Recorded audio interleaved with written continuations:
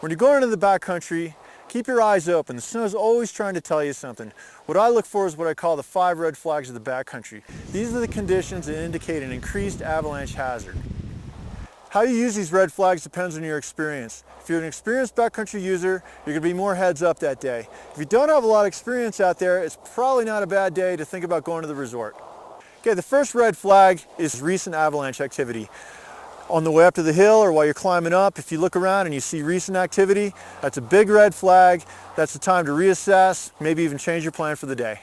The second red flag is snowfall in the last 24 hours. If you've had significant snowfall in the last 24 hours, that increases the probability of there being avalanche activity that day. You really got to be heads up if you see that. Okay, the third red flag is wind. Wind can move a lot of snow and it can rapidly change the stability. So while you're out touring, even on the drive up, look around, see if you see plumes off the peaks, check your weather forecast, all these things. Look for wind side out on the hill. If you see cornices, wind-loaded pillows, scallop slopes, those are all signs of wind. If you see that, it's a red flag. You got to be careful. Okay, the fourth red flag is collapsing snow. Now you can't miss this. You're going up a slope, all of a sudden the whole slope collapses, you hear a big whumping sound.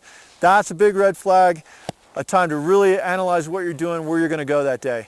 Another thing related to that is shooting cracks. You'll see a crack shoot off in front of your skis. Once again, another red flag, heads up. Okay, the fifth red flag is rapid temperature rise.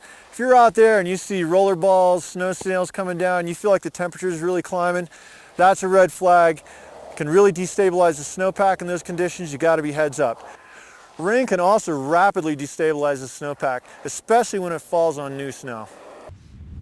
So to review, the red flags are recent avalanche activity, significant new snowfall, wind loading, whumping sounds, cracks shooting from your skis or snowboard, rapid warming, and rain falling on cold snow.